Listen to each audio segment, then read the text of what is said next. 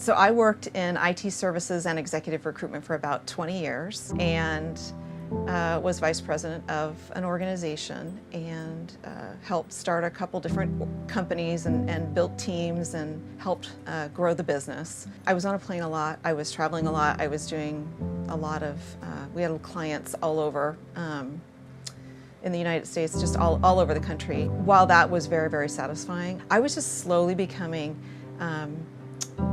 finding that the Lord was just telling me, this is not all. This is not all that there is. I have something else for you to do, and I have something else that has just as much, if not more, significance, particularly in my kingdom. One particular Sunday at church, there was a woman that got up and spoke about Pregnancy Resource Center, and I was shocked that I had never heard of what that was. But she just talked about how they were helping women who were experiencing an unintended pregnancy, and just the really good work that they were doing. I decided I'd go ahead and contact them and find out a little bit more about volunteering, kind of what that might look like. So after volunteering for about 2 years, I really started feeling more discontented with my corporate life, and I think I started to realize that I didn't have a lot of margin. There was a lot of things in my life I don't think I was paying attention to, and so through having conversations with people who I respect and I really believe provided me with really godly, wise counsel, that they prayed for me. They really just said, give it a shot, see what's going to happen, see what God will do in those sorts of things. And in that, there was some real beauty there. There was just, there was something more for me that He had in store for me than just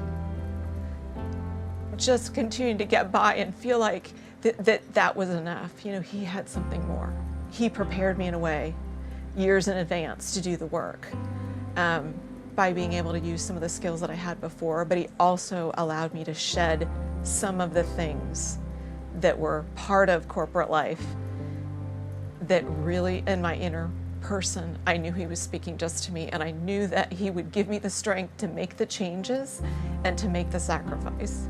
I did talk with my husband Jim about this, about kind of this dialogue I've been having with the Lord. He did surprise me in some ways. I knew the Lord was preparing him as well to have this conversation, and that I didn't have to convince him. It really was the Lord recognizing that this is what He had for me individually, but also for us as a couple. What Jim and I used to hold as absolutes or gotta-haves are no longer gotta-haves anymore. That we have a beautiful, full life that doesn't always have to include a big vacation. It doesn't have to include lots of cars or the newest cars or X, Y, and Z. What we have in our mind is symbols of success. As I started to work with First Image, I really found that they honor women in a way and families in a way that really did capture me. When I look at the stories and I look at the faces of the people that we serve, these people represent our neighbors and the people that God asks us to care for. It was incredibly freeing for me to walk into the calling that God prepared me for in advance, and that He would continue to strengthen me even though I didn't have everything figured out. That He was going to continue to be part of the work that He wanted done here at First Image.